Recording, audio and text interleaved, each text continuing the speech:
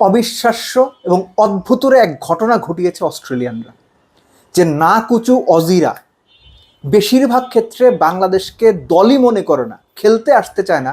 তারা বাংলাদেশের সঙ্গে সিরিজ হেরে যাবার পরেও বাংলাদেশকে শাবাশি দিচ্ছে, বাংলাদেশকে বাহবা দিচ্ছে এবং বলছে তারা প্রচণ্ড রকম খুশি। একটা গল্প বলি, ঘটনা আমি গল্পের আকারে বলছি, কিন্তু ঘটনাটা শতভাগ সত্যি। মিরপুরের ইনডোরে প্র্যাকটিস চলছে, তো সেই প্র্যাকটিসে স্বাভাবিক বাংলাদেশের কোচ প্লেয়ার্স তারা আছেন। তো প্র্যাকটিসের সময়ের ধরেন এক দলের শেষ আরেক দল শুরু, এরকম হয় না? তো অস্ট্রেলিয়ান কোচ কয়েকজন ক্রিকেটার এসেছেন, তো ওই সময়ে কোচদের সাথে তো কোচদের কথা হয়। বাংলাদেশ দলের এক কোচের সঙ্গে অস্ট্রেলিয়ান এক কোচ বলছিলেন, তোমাদেরকে অনেক বড় ধন্যবাদ। বাংলাদেশের কোচ অবাক, কী রে, ম্যাচ হাইরে গেছে, সিরিজ হাইরে গেছে, হোয়াইট ওয়াশ হবে সামনে, ধন্যবাদ দিচ্ছে। কারণ কি? কারণটা হচ্ছে যে অ্যাটলিস্ট তোমরা মানে বাংলাদেশ ওই মেরে মিরপুর, যেটাকে আমরা ধানক্ষেত টাইপ উইকেট বলি, স্পেসিফিক করে তারা মেনশন করে বলেছে যে ওরকম উইকেট বানাও না। এবং পাকিস্তানে আমরা এই ধরনের উইকেট ফেস করে এসেছি। আর অস্ট্রেলিয়ান ওই কোচ বলছিলেন যে এক্সপেক্ট করছিলাম বাংলাদেশেও গিয়ে নিশ্চিত এরকমই কিছু ফেস করতে হবে, যেটা আমরা 2021 সনে ফেস করেছি T20 বিশ্বকাপের আগে।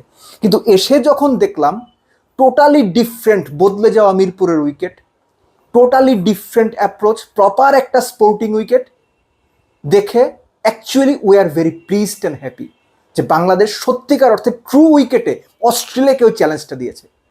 অস্ট্রেলিয়ান কোচ বাংলাদেশের এই স্পোর্টিং মেন্টালিটির, স্পোর্টিং উইকেট করার ভূয়সী প্রশংসা করেছেন। একজন সাধারণ ক্রিকেট সমর্থক হিসেবে আমার কাছে এটা দারুণ পাওয়া, দারুণ ব্যাপার। বছরের পর বছর ধরে বলে আসছি, বাংলাদেশ ক্রিকেট উন্নতি করতে হলে মিরপুরের ওই ধানক্ষেত টাইপ উইকেট থেকে বের হতে হবে স্পেসিফিক্যালি সাদা বলের ক্রিকেটে। টেস্টে আপনারা করতে পারেন, জাস্ট ফাইন, কিন্তু সাদা বলের ক্রিকেটে অবশ্যই না। অস্ট্রেলিয়ানরা পর্যন্ত সিরিজ হেরেও স্বীকার করে যাচ্ছে বাংলাদেশের মানসিকতায় বদল হচ্ছে। That is great, fantastic, outstanding. এই বদলটা ধরে রাখা জরুরি।